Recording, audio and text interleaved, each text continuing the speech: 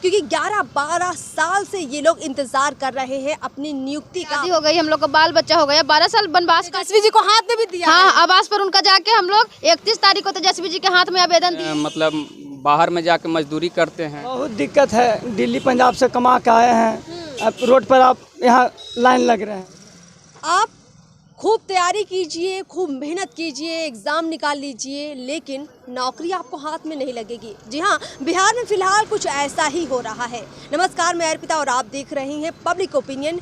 पटना के गर्दनी बाग में ये जो तमाम लोग मौजूद हैं, ये इसीलिए क्योंकि 11-12 साल से ये लोग इंतज़ार कर रहे हैं अपनी नियुक्ति का, अपनी भर्ती का।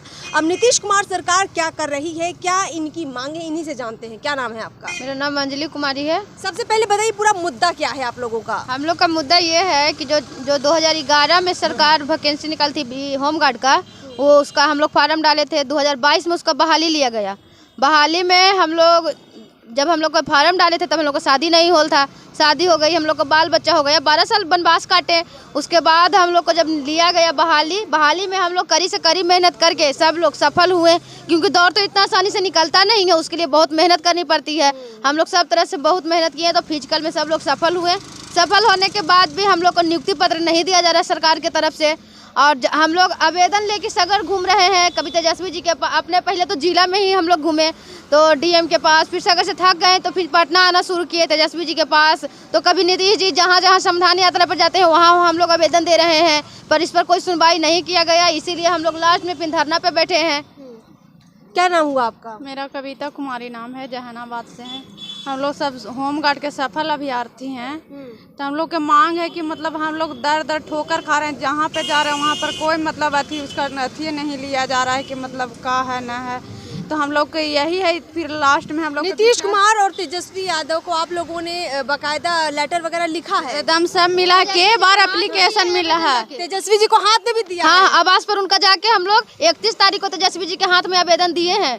देखिए, ये बहुत ज़्यादा शर्मनाक बात है कि डिप्टी सीएम जब सत्ता में नहीं थे, यानी तेजस्वी यादव जब सत्ता में नहीं थे, तो खूब कहते थे कि आप लोग को नौकरी देंगे। सरकार है जो बहिरा सरकार है, हाँ। वो कुछ सुनती नहीं है सरकार। हमारा सरकार होगा तो हम सभी युवाओं को नौकरी देंगे। हाँ। हम लोग भी सब समझ रहे थे कि शायद तेजस्वी जी ऐसा ही करेंगे कि सभी युवाओं को नौकरी देंगे। युवा है तो युवा के बारे में सोचेंगे, लेकिन ऐसा तो कुछ हुआ ही नहीं। तेजस्वी जी भी आए, अभी सरकार में है, गठबंधन की महासरकार चल रही है उनकी, पर अभी भी कोई सुनवाई नहीं है। जब नीतीश जी नहीं सुनते हैं तो तेजस्वी जी सुन के नीतीश जी को सुनाए। जिस तरह सरकार नहीं सुन रही है, क्या करेंगे आगे? रणनीति क्या है आप लोगों की? हम लोग यही लास्ट में सोचे हैं कि धरना प्रदर्शन करेंगे, फिर इसके बाद और कुछ होगा नहीं तो रोड जाम करेंगे और कुछ नियम का पालन नहीं करेंगे हम लोग।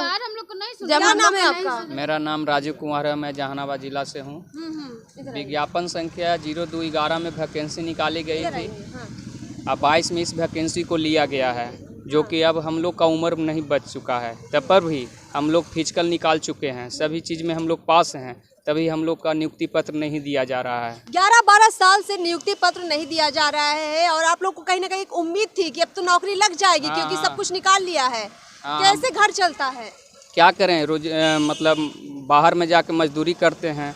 मजदूरी जब वैकेंसी मतलब पता चला कि 22 में वैकेंसी होने वाला है 11 वाला, तो हम लोग आके मजदूरी छोड़ के मतलब यहाँ हम लोग तैयारी किए हैं, तैयारी में सफल भी हो गए हैं, तभी हम लोग का नियुक्ति पत्र सरकार नहीं दे रहे हैं। क्या नाम हुआ आपका? मनोज कुमार। पूरे बिहार में कितनी संख्या में हैं आप लोग होमगार्ड के? कितने जवान हैं? 15 से 20 हज़ार तक। 15 से 20 हज़ार लोग हैं जो 2009 और 2011 में आप लोगों ने फॉर्म भरा हाँ। था, और सब कुछ आप लोग क्लैरिफाई भी कर चुके हैं। हाँ, हम लोग सब पास हैं।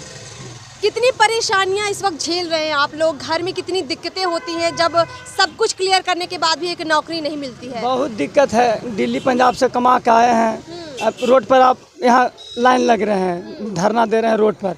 हम लोग को नियुक्ति पत्र मिलना चाहिए। क्या कि हम लोग सफल हुए हैं, 22 में जाके सफल हुए हैं, 23 में आके हमने धरना दे रहे हैं। बताइए जी, क्या नाम हुआ आपका? अलवेला कुमार।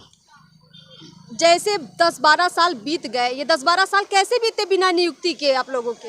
हम लोग मजदूरी करते थे, खेती करते थे, अपने राज्य से छोड़कर दूसरे राज्य में जाकर कमाते थे, पलायन हुए। वहाँ से हम लोग नथी पेपर के माध्यम से, न्यूज़ के माध्यम से पढ़े कि 2022 में होमगार्ड वाला बहाली होना है, तो हम लोग वहाँ पे छोड़ करके रोजी रोटी छोड़ कर यहाँ पर आए, तैयारी किए। तैयारी करने के बाद हम लोग सफल हुए, नहीं हुआ, तब भी नहीं हुआ, मेरिट लिस्ट नहीं लगा। नहीं हुआ। देखिए 2009 और 2011 में ये लोग जो है फॉर्म भरते हैं, सब कुछ क्लैरिफाई कर देते हैं। 2022 में फिर फिजिकल होता है, उसको भी क्लियर कर लेते हैं और उसके बाद भी इनको जो है नियुक्ति सरकार नहीं दे रही है। बेरोजगारी का आलम इस कदर था कि इनको बिहार छोड़कर जाना पड़ा अन्य राज्यों में, जहां इन्होंने मेहनत मजदूरी की। जब थोड़ी उम्मीद लगी कि शायद सरकार 2023 में नियुक्ति निकालेगी और इनकी भर्ती हो जाएगी तो ये आ गए, लेकिन अभी भी इनको भर्ती नहीं किया जा रहा है। सरकार इनको नियुक्ति पत्र नहीं दे रही है।